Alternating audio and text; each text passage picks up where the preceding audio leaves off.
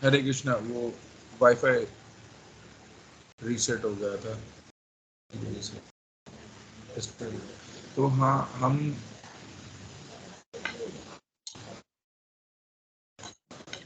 हमने किया था श्लोक संख्या 13 और 14। तो उसमें यही भगवान समझा रहे थे कि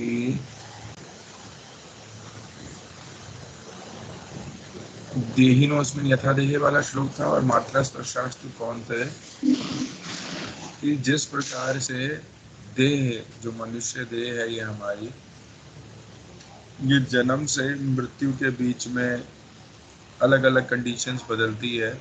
तो कह रहे हैं जो कि वो भी एक नेचुरल प्रोसेस है। उसी प्रकार से आत्मा भी क्या कर रही है, एक शरीर से दूसरे शरीर में जा रही है। जन्म और मृत्यु क्या है उसे हमने समझा था, ठीक है। और फिर 14वें श्लोक में बताया था कि दुख और सुख को एक धीर पुरुष किस प्रकार से सहता है, ठीक है। अब हम कर रहे हैं श्लोक संख्या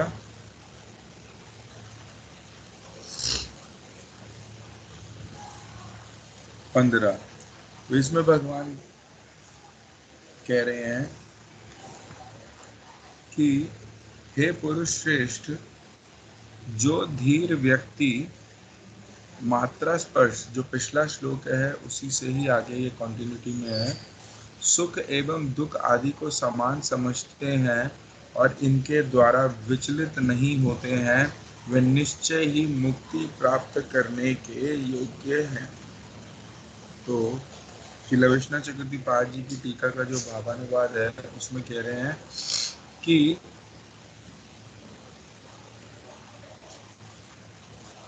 जब हम क्या करेंगे, पहले तो क्या होगा कि स्वाभाविक रूप से ऐसा होगा नहीं, तो क्या करना पड़ेगा, बुद्धि में इन्हीं शास्त्रों के विचार को लेके, हाँ, वैष्णवों की, भक्तों की शिक्षाओं को लेके क्या करना पड़ेगा, हमें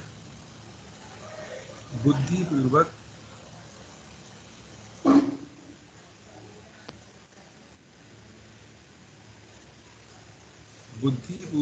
क्या करना पड़ेगा, बुद्धि से उन विचारों को लेते हुए और उन विचारों से ही क्या करना पड़ेगा, हमें इन विषयों को सहना पड़ेगा, है ना। जैसे क्या बताया था कि जो भी कर्म, जो भी ज्ञान इंद्रियां हैं उनके अपने अपने विषय हैं, है ना। 5 ज्ञान इंद्रियां, उनके 5 विषय हैं।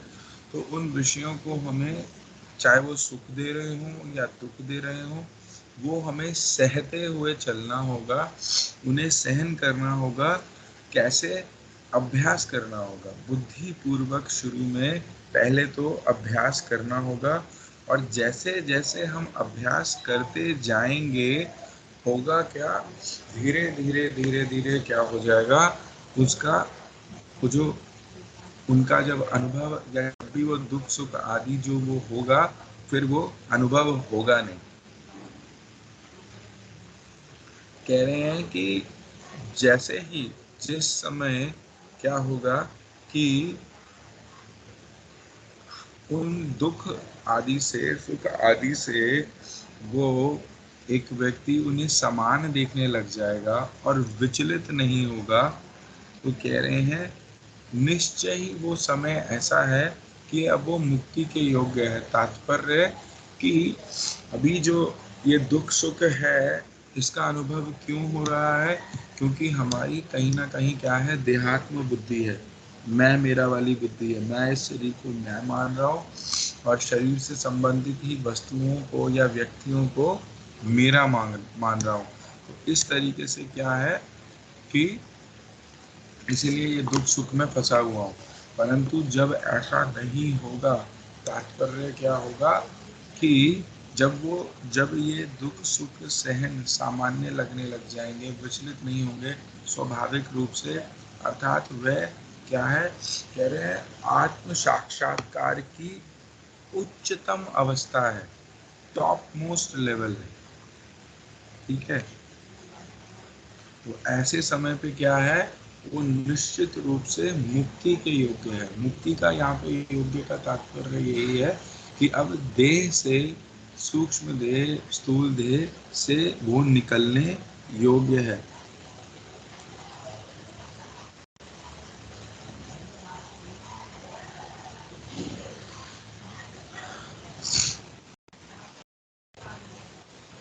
तो अर्थात जो ये भव बंधन है, जो ये सांसारिक बंधन है, इससे अब वो निकलने के लिए योग्य है। क्यों? क्योंकि अब क्या है, वो मैं और मेरा में किसी भी प्रकार का कोई भी घटा या बढ़ाव हो, मतलब चाहे कोई क्या नाम है, अनुकूल सिचुएशन आए या प्रतिकूल सिचुएशन आए, फेवरेबल हो, इनफेवरेबल हो, दुख हो, सुख हो, उससे विचलित नहीं होगा, तो समान मान रहा है। अर्थात समस्त प्रकार की सांसारिक आसक्तियों से वो निकल चुका है तब तक, ठीक है ना। यहाँ तक कि देह की आसक्ति से भी वो निकल चुका है, ठीक है। तो ऐसे समय पे वो क्या है, अब वो इस भव बंधन से निकलने के वो योग्य हो चुका है।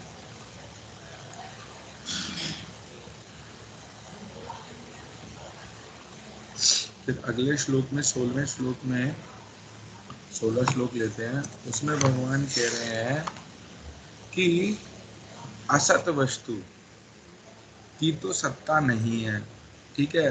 असत, सब सत के साथ ही क्या लग गया, अ लग गया, तो असत, जिसकी सत्ता ही नहीं है, ठीक है। असत वस्तु की तो मान लो सत्ता ही नहीं है, और जो नित्य वस्तु है उसका कोई विनाश नहीं है, क्योंकि शब्द में ही नित्य लग गया है। तो तत्वदर्शी लोगों ने सत और असत वस्तुओं की आलोचना कर ऐसा निष्कर्ष निकाला है। उसकी टीका पढ़ते हैं। तो टीका में श्री विष्णु चक्रवर्ती जी कह रहे हैं कि ये जो बातें हैं, ये किसके लिए कही जा रही हैं? ये उन व्यक्तियों के लिए कही जा रही हैं जिनकी अभी विवेक दशा, जिनको अभी विवेक दशा प्राप्त नहीं हुई है।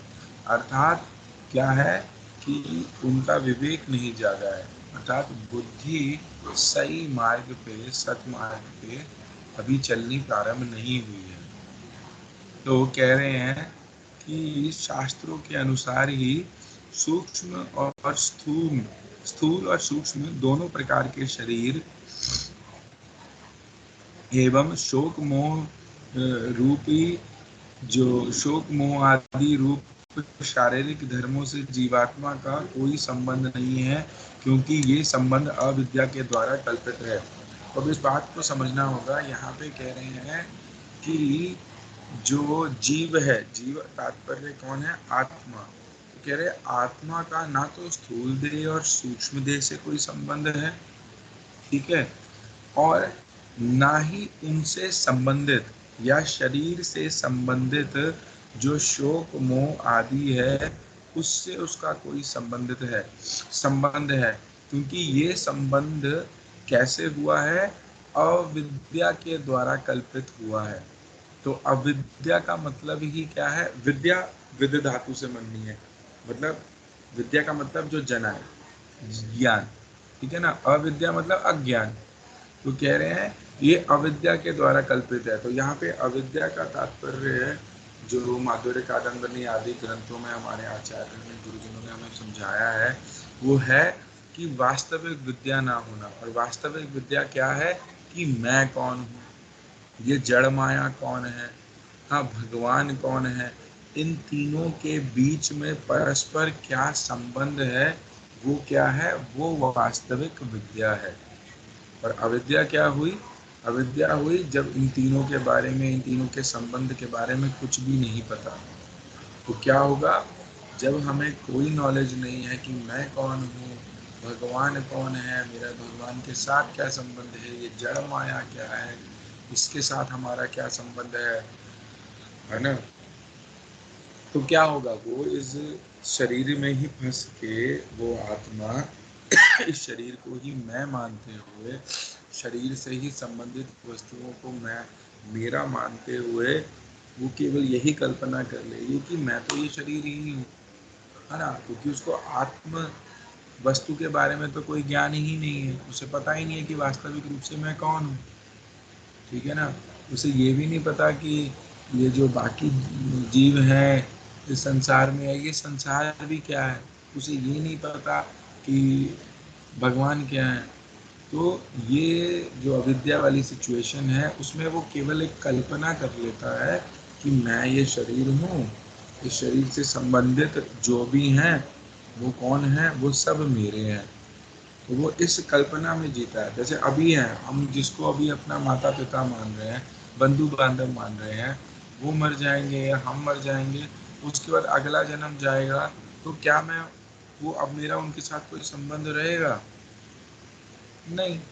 तो इस प्रकार से तो अनेक अनेक जन्मों से हम अनेक अनेक संबंध बनाए जा रहे हैं, टूटते जा रहे हैं, बनते जा रहे हैं, टूटते जा रहे हैं। तो वो सब क्या है कि इसको कई बार ऐसा भी गुरुजनों ने समझाया कि एक स्वप्न की भांति है। जैसे हम सपना देखते हैं, है ना, सपने में हम क्या देखते हैं कि मैंने कहीं चला गया, किसी के साथ हूँ, ठीक है, कोई परिवार बना लिया या दोस्त बना लिया या कुछ भी। उस प्रकार से फिर जैसी नींद खुलती है वो सपना टूट जाता है। हाँ, कभी कभी सपने में देखते हैं कि मैं भाग रहा हूँ, पुलिस पीछे पड़ी है, या मैं पहाड़ से गिर रहा हूँ, ठीक है, जैसी आँख खुलती है, ओह अब तो ये तो ऐसा कुछ था नहीं। तो उसी प्रकार से ये एक एक जन्म क्या है, उस सपने के भांति है। या एक हम सफ़र में जाते हैं, ट्रेन में बैठते हैं, बस में बैठते हैं, आसपास के लोगों से दोस्ती कर लेते हैं, बातचीत करते रहते हैं, पूरा सफ़र बड़ा अच्छे से निकलता है। परंतु जैसे जैसे जिसका जिसका जो स्टेशन आता है वो उतर जाता है, वो संबंध वहीं खत्म। उसके बाद पुनः मिलना है नहीं मिलना है कोई बात नहीं। तो इसीलिए कह रहे हैं कि अविद्या के कारण ही क्या है, ये हम मैं और मेरा की हम ये जो जिस जिस जाल में हम फंसेंगे, एक तरीके से हमने कल्पना करेंगे। वो कह रहे हैं कि असत, जो असत वस्तु बोली गई है, अर्थात वो क्या है, अनात्म धर्म के अवर्तमान रहने के कारण उसमें शोक मोह आदि एवं इनके आश्रय स्थल देह की सत्ता नहीं है। तो कहने का तात्पर्य यहाँ पे क्या समझा रहे हैं कि असत वस्तु क्या है। असत वस्तु मतलब जिसकी कोई सत्ता नहीं है, ठीक है, अर्थात वो नित्य नहीं है, वो टेम्परेरी है। तो ये जो स्थूल शरीर है, सूक्ष्म शरीर है, ये कैसा है, तो जड़ माया द्वारा दिया गया है, ये टेम्परेरी है, विनाशशील है, नित्य नहीं है। और ये क्या है, किस धर्म के अंतर्गत आ रहा है, अनाथ।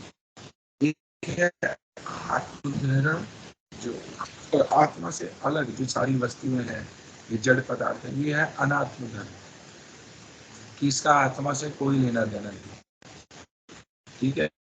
ये सब चीजें किसके अंतर्गत आती हैं, ये अनात्म धर्म के अंतर्गत आती हैं, ठीक है। और इस अनात्म धर्म में या इस असत वस्तुओं में पढ़कर जीव क्या कर रहा है, शोक मोह आदि चीजों में ये पढ़ा जा रहा है।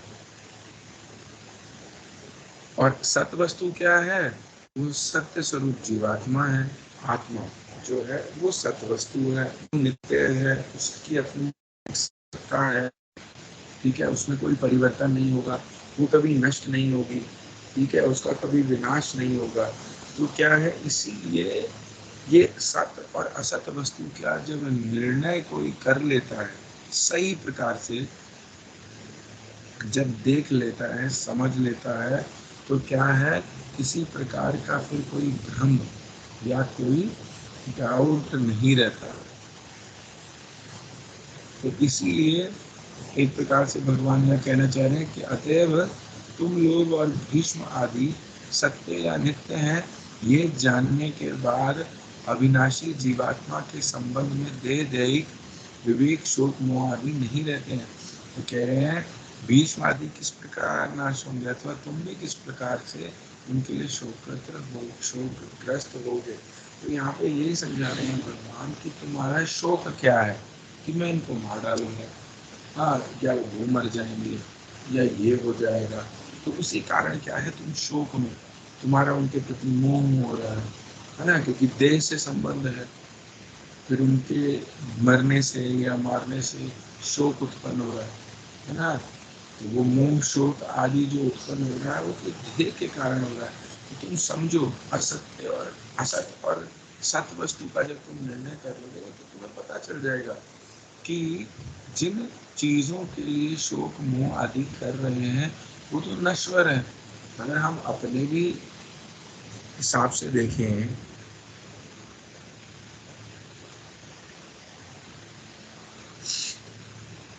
अगर हम अपने हिसाब से भी देखें तो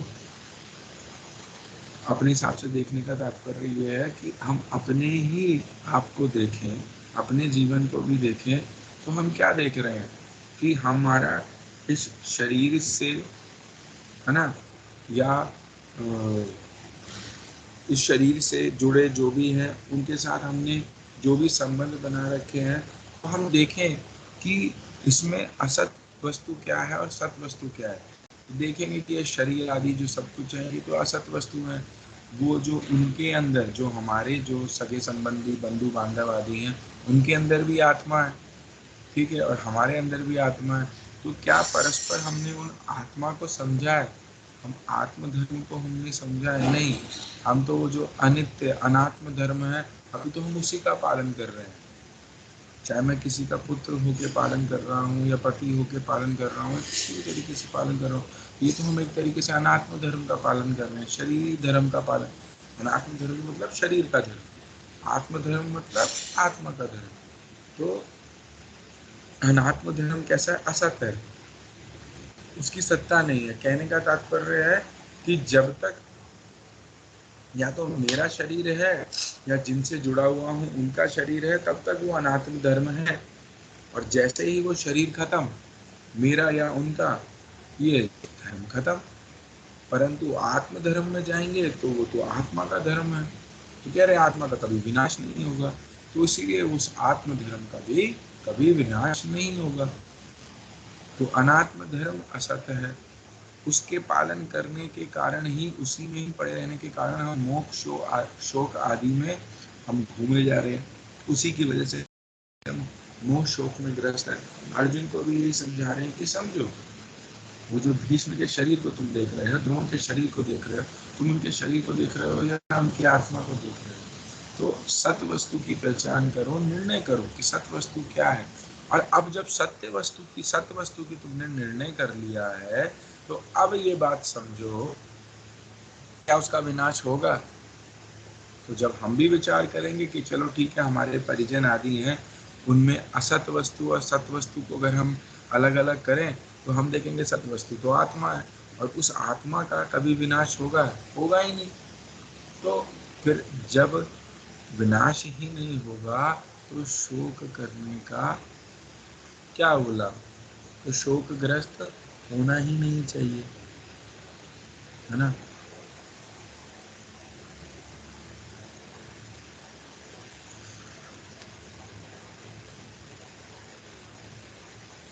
तो यहाँ पे इस श्लोक में असत और सत वस्तु का निर्णय करने के लिए भगवान बता रहे हैं, और साथ ही साथ ये भी समझा रहे हैं कि सत वस्तु से ही हमारा संबंध है, ये आत्म धर्म के अंतर्गत है। असत वस्तुएं जो भी हैं अनात्म धर्म के अंतर्गत हैं।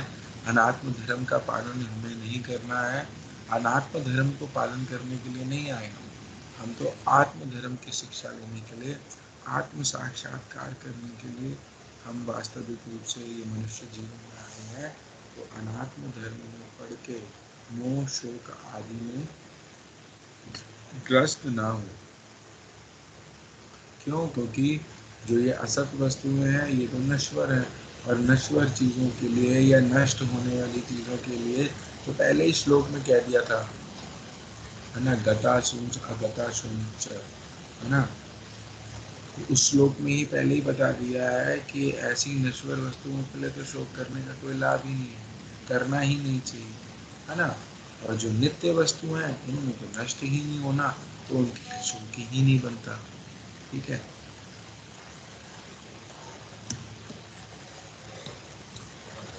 तो श्लोक संख्या 17, एक मिनट मैं इसमें भी देखूँ।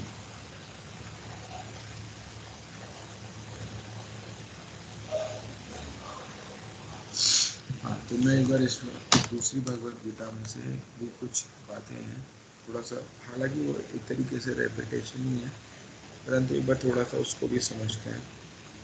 यहाँ पे इस बात पे थोड़ा सा और जोर डाला जा रहा है कि यहीं से भगवान द्वारा अज्ञान से मोहग्रस्त जीवों को उपदेश देने का शुभारंभ होता है। तो अब भगवान का जो एक प्रकार से जो भगवान जो उपदेश दे रहे हैं किसको, जो अज्ञान के कारण क्या है,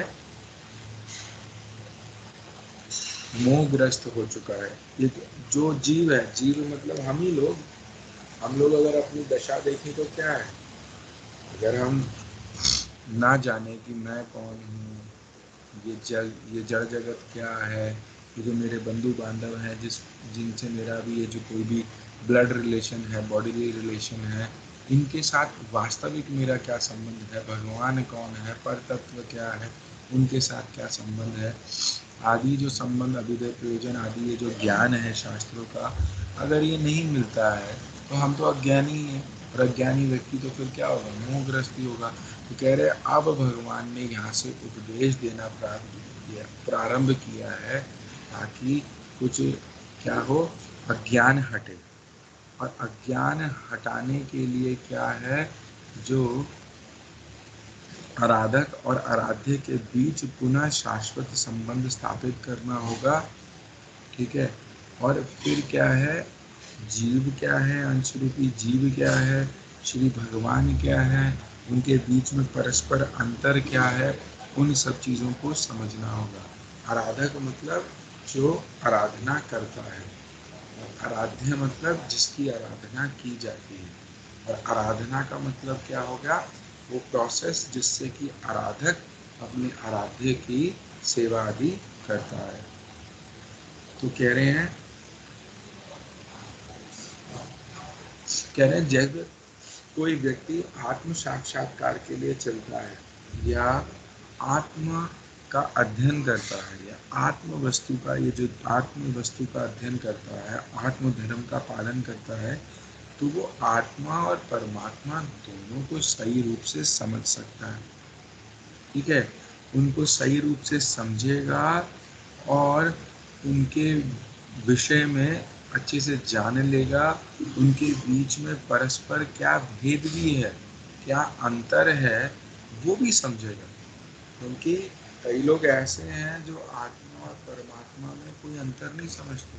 तो ये सोचते हैं जब तक ये आत्मा माया से ग्रस्त है तब तक वो बद्ध है, जैसे ही मुक्त हो जाएगी तो वो आत्मा परमात्मा में एक हो जाएगी। कहने का मतलब क्या हो गया, वो आत्मा भी एक तरीके से फिर परमात्मा ही हुई, जो परमात्मा परमात्मा में मिलके एक हो गए। कि एक ही वस्तु है दोनों। ठीक है ना, वो कहते हैं ब्रह्मोस्मि ब्रह्मोस्मि। क्या है कि हम भी ब्रह्म हैं, हम भी मुक्ति के बाद ब्रह्म बन जाएंगे। तो कह रहे हैं ये चीज़ यहाँ पे नहीं है, ऐसा किसी चीज़ को बोल रहे नहीं है ना, दोनों के बीच में परस्पर अंतर है, भेद है उन दोनों के बीच में।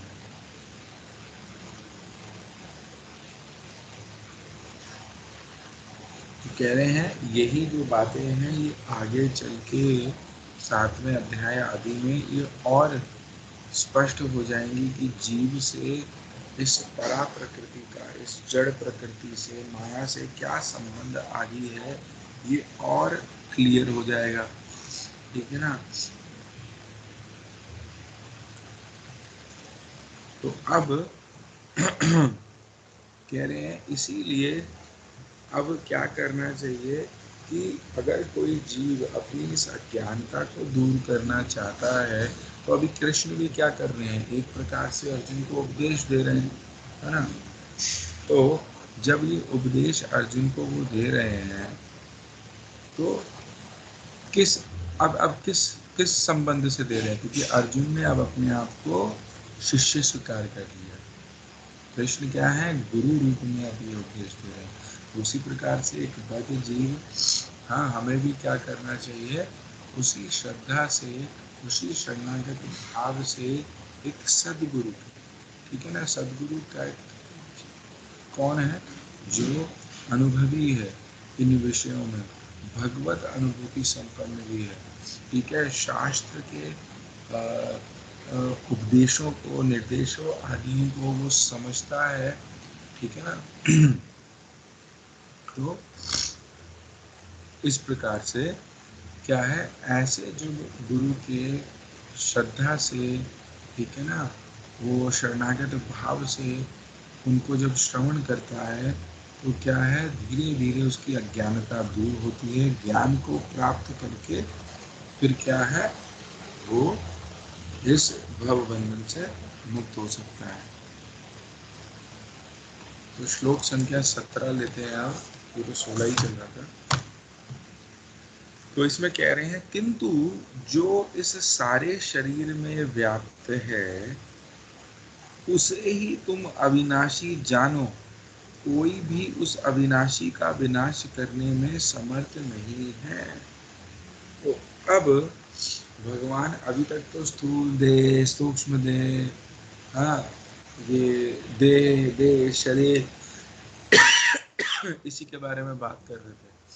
अब कह रहे हैं कि भाई अब समझो क्या है, जो इस पूरे शरीर में व्याप्त है उसे ही तुम अविनाशी जानो, ठीक है, और कोई भी उस अविनाशी का विनाश करने में समर्थ भी नहीं है।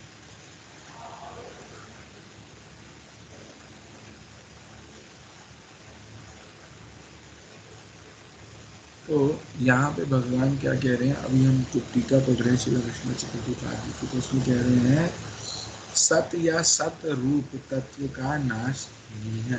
ये तो पिछले श्लोक में भी हम समझ गए थे, है ना, कि असत वस्तु में वो है जो विनाश हो जाए या नाशवान है, और सत वस्तु कौन है, जिनका नाश नहीं होता।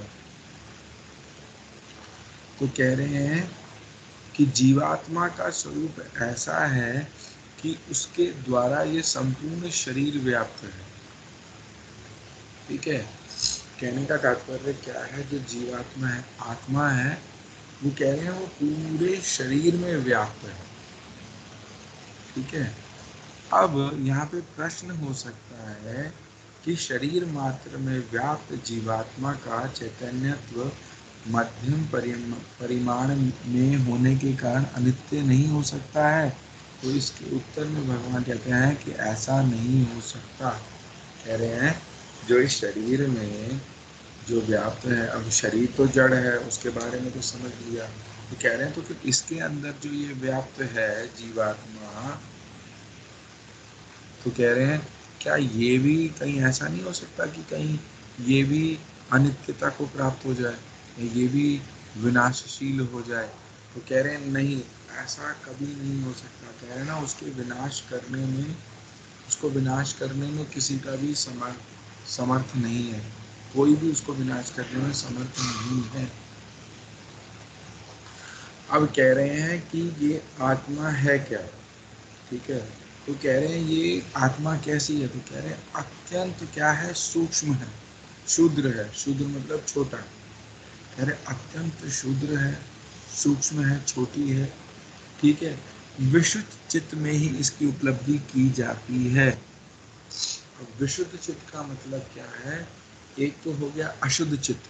अभी हमारा चित्त कैसा है, भगवान ने चैतन्य महाप्रभु ने भी कहा चेतो दर्पण मार्जनम, है ना, कि हमारा चित्त कैसा है, दूषित है, ठीक है, अपवित्र हो चुका है। अर्थात क्या है, काम क्रोध लोभ मोह मत मात्सर्य आदि चीजों से हमारा चित्त दूषित हो चुका है।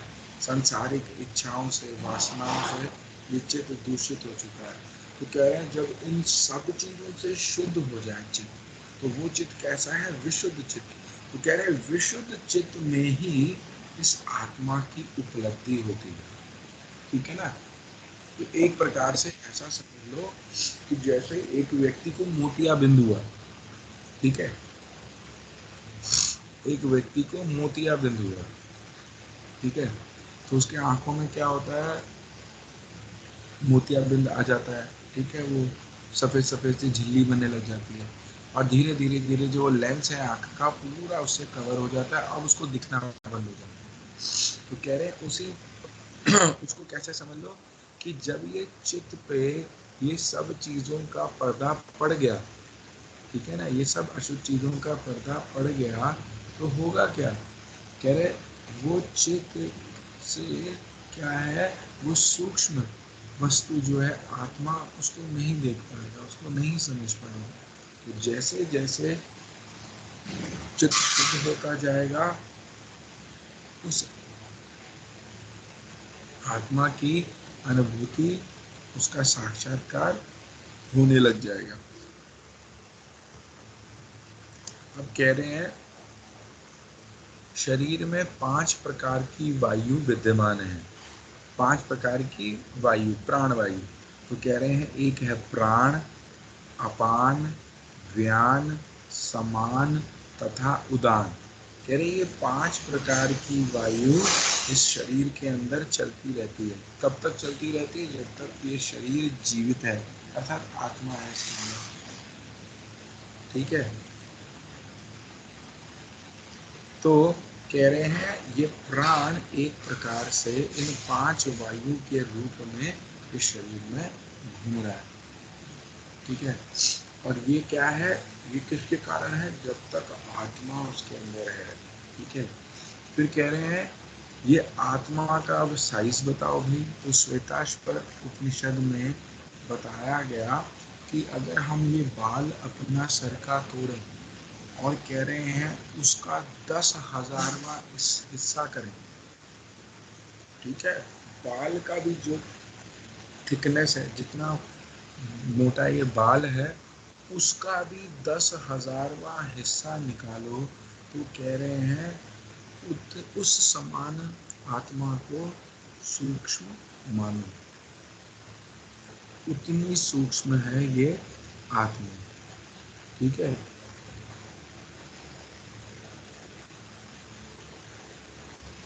तो इसीलिए यहाँ पे ये समझ लिया गया या समझा दिया गया है श्रुति वाक्यों से, शास्त्रों से, कि भाई ये जो आत्मा है, ये जीवात्मा है, ये कह रहे हैं अत्यंत सूक्ष्म है, अति सूक्ष्म है, बहुत ही सूक्ष्म है, ठीक है।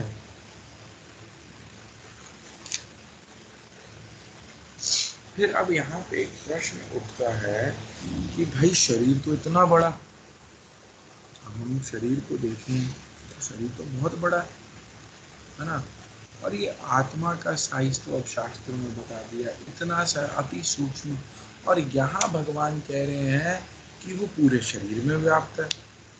अब इतनी सूक्ष्म वस्तु पूरे शरीर में कैसे व्याप्त हो सकती है, मतलब पूरे शरीर में कैसे हो सकती है, ठीक है ना। ये प्रश्न समझ में मेरे ख्याल से शायद आ रहा होगा कि शरीर इतना बड़ा, आत्मा इतनी छोटी सी सूक्ष्म, तो वो पूरे शरीर में कैसे व्याप्त है। यहाँ तो भगवान बता रहे हैं वो अविनाशी जो वस्तु है अर्थात आत्मा, वो पूरे शरीर में व्याप्त है। तो उसी के संबंध में कह रहे हैं कि जैसे कभी कभी ज्योतिष आदि में क्या करते हैं, किसी व्यक्ति को कोई पत्थर मणि या कुछ कुछ आदि देते हैं पहनने के लिए, और सोचो वो छोटा सा पत्थर जो पहना है उसने, उस पत्थर की जो पूरी प्रभाव है वो पूरे शरीर पे होता है, ठीक है। उसी प्रकार से चाहे औषधि ले लो कभी कभी हम सर पे बाम लगा देते हैं या छाती पे बाम लगा देते हैं या एक छोटी सी गोली लेते हैं, उसका भी क्या है, वो भी पूर्णतः सक्षम होती है पूरे शरीर पे अपना प्रभाव दिखाने के लिए। तो कह रहे हैं इसी प्रकार से कोई भी संदेह ना रखो कि वो सूक्ष्म शरीर, सूक्ष्म आत्मा भी पूरे शरीर पे अपना प्रभाव कैसे दिखाती है, तो वो भी दिखाने में कह रहे हैं पूर्णतः सक्षम है।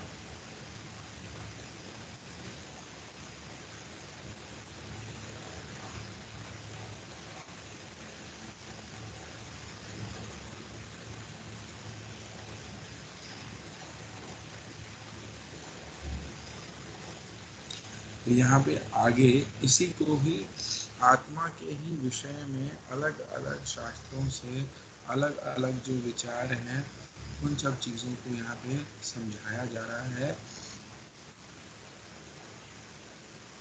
कि ये आत्मा क्या है, एक तो नित्य है, फिर क्या बोला गया, पूर्ण चेतन है।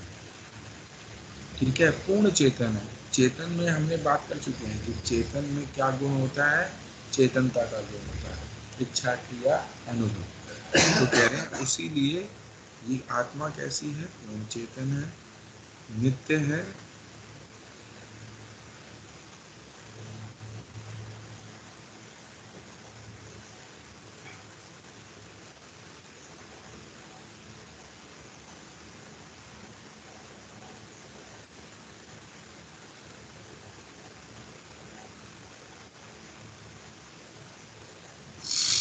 तो इस प्रकार से यहाँ पे इसको ये बताया गया है। आगे गुरुदेव स्वप्रकाश वृत्ति जो है उसमें टीका में और आगे कुछ बातों को समझा रहे हैं, तो उसको भी हम सुनते हैं, समझते हैं।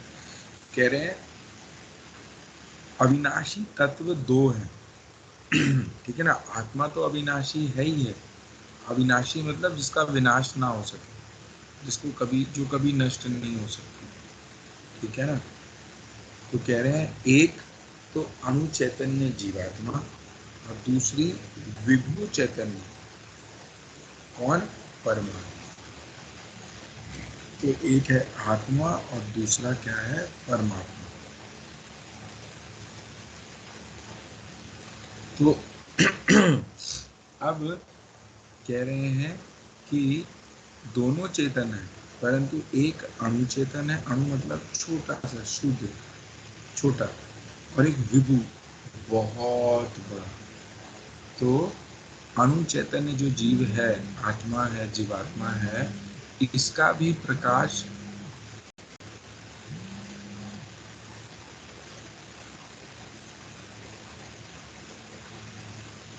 एक मिनट,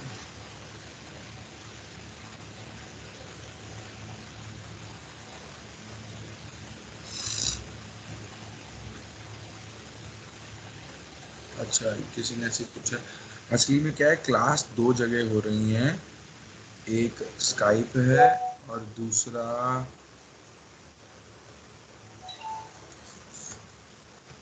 एक स्काइप है और दूसरा ये क्या नाम है, गूगल मीट। तो कुल मिला के इस समय 12-13 लोगों की संख्या है।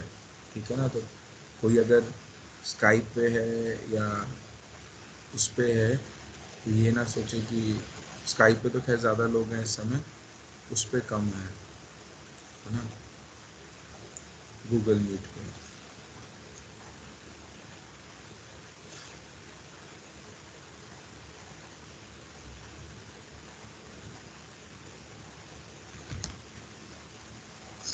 अच्छा, तो मैं क्या कहने वाला था,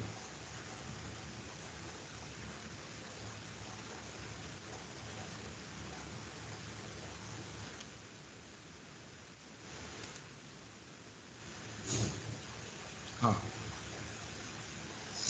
तो यहाँ पे बता रहे हैं कि अविनाशी तत्व दो हैं। कौन कौन से हैं, एक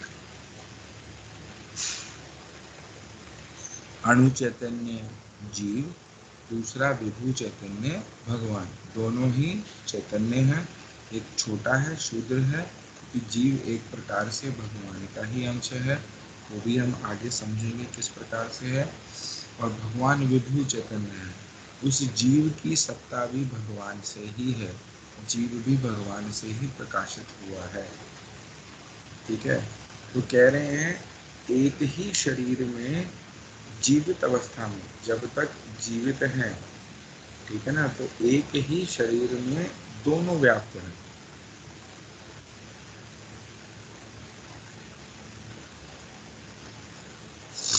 एक ही शरीर में दोनों हैं। कैसे हैं कि वो अणु चैतन्य जो जीव है वो इस शरीर का संचालन कर रहा है, वो ही शरीर में रह रहा है, और जो विभु चैतन्य जो भगवान है, परमात्मा है, परमात्मा रूप में वो इस शरीर के अंदर साक्षी के रूप में है। वो केवल देख रहे हैं कि ये क्या कर रहा है। ठीक है, तो कह रहे हैं एक एक स्थूल शरीर में, एक एक जो शरीर हमें इस जड़ जगत में दिख रहा है, चाहे मनुष्य हो, पशु हो, पक्षी हो, कीड़ा हो, पेड़ हो, कह रहे हैं सब में एक एक अलग अलग आत्मा है, और साथ में ही क्या है, परमात्मा भी उनके अंदर विद्यमान है साक्षी के रूप में। तो सभी शरीरों के अंदर ये आत्मा ही क्या कर रहा है, सुख दुख का अनुभव कर रहा है। ठीक है, ये आत्मा ही क्या है, सुख दुख का अनुभव कर रहा है, और परमात्मा केवल साक्षी रूप से देख रहा है ये क्या कर रहा है, क्या नहीं कर रहा है, बस साक्षी रूप से विद्यमान है। ठीक है, तो ये जो परमात्मा है ये भी अविनाशी है, और जो आत्मा है ये भी अविनाशी है। अब यहाँ पे फिर दोबारा से समझा रहे हैं कि ये आत्मा फिर पूरे शरीर में किस प्रकार से व्याप्त है।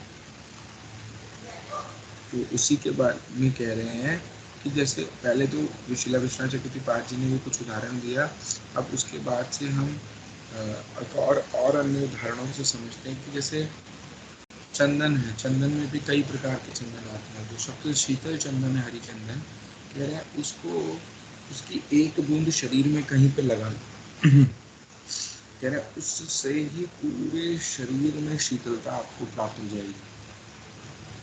ठीक है, तो एक ही जगह लगाया, लेकिन उसका असर क्या है, पूरे शरीर पे हो गया।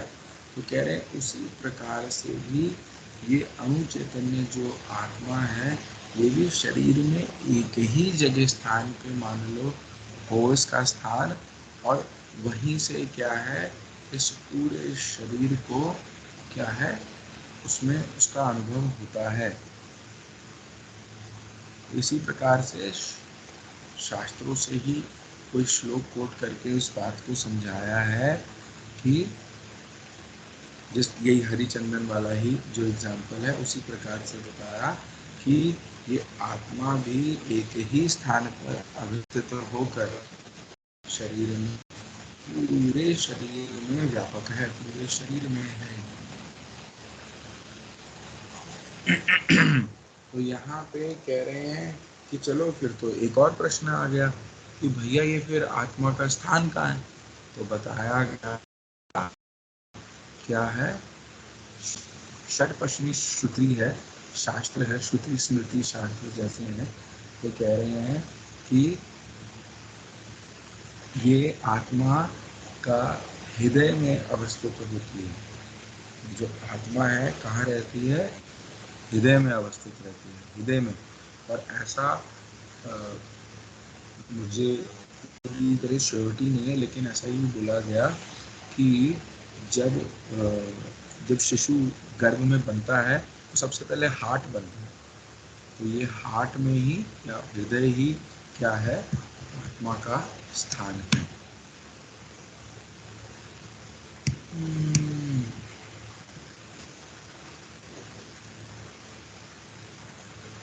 तो कह रहे हैं जीव अणु तो है, लेकिन उसके अंदर चेतनता का गुण है, इसीलिए वो पूरे शरीर में व्याप्त रहता है। जिस प्रकार देखो एक और उदाहरण दे रहे हैं कि सूर्य है, सूर्य एक ही है, एक ही स्थान पे है, लेकिन उसका प्रकाश पूरे ब्रह्मांड में, मतलब जो पूरे सोलर सिस्टम में है, उसमें पूरी तरीके से व्याप्त है, सब जगह है उनका प्रकाश पूरी जगह है। तो कह रहे उसी प्रकार से यहाँ पे जीवात्मा हृदय में स्थित होते हुए भी तो पूरे शरीर में वो व्याप्त है।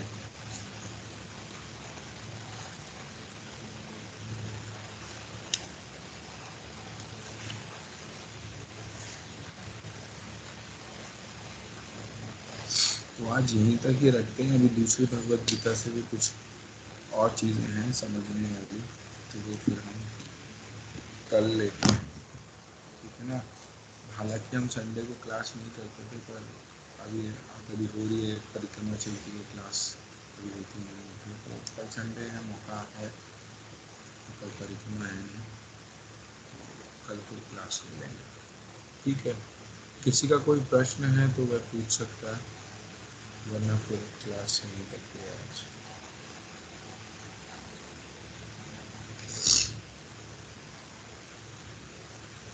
ठीक है, तो हरे कृष्ण सभी को, धन्यवाद।